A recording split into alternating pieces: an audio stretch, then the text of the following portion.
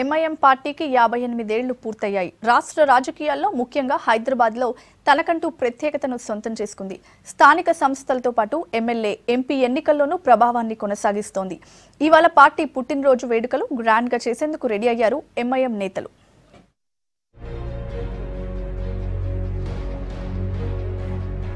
మజ్లిస్ పార్టీకి 58 ఏళ్లు పూర్తయ్యాయి. భాగ్యనగర రాజకీయ చరిత్రలో తనకంటూ ప్రత్యేకతను సంపాదించుకుంది ఎంఐఎం పార్టీ. 2 కార్పొరేట్ స్థానాలతో ప్రారంభమైన ఎంఐఎం ప్రస్థానం ఇవాళ బల్దియాలో సగం బలాన్ని చాటుకునే స్థాయికి ఎదిగింది. అంతేనా, దేశవ్యాప్తంగా విస్తరించేందుకు వ్యూహాలు రచిస్తోంది.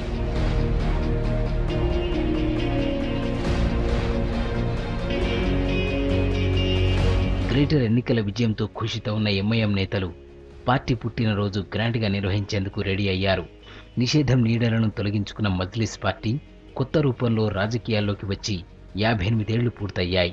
1958 మార్చి 2న రాజకీయ పార్టీగా ప్రజల ముందుకు వచ్చిన ఎంఐఎం రాష్ట్ర రాజకీయాల్లో తనకంటూ ప్రత్యేకతను సొంతం చేసుకుంది.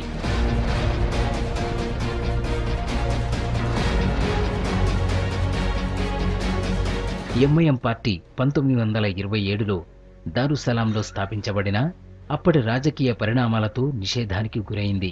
1958లో కొత్త రూపంలో ప్రజల ముందుకు వచ్చింది.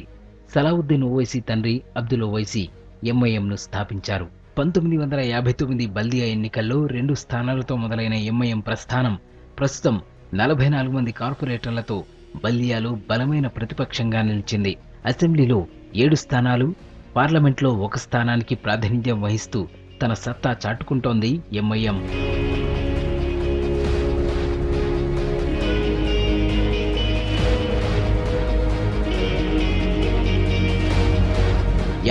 ఏళ్ల రాజకీయ ప్రస్థానంలో ఎన్నో ఆటుపోటులు ఎదుర్కొన్న ఎంఐఎం పార్టీ హైదరాబాద్లో తన ఆధిపత్యాన్ని కంటిన్యూ చేస్తోంది.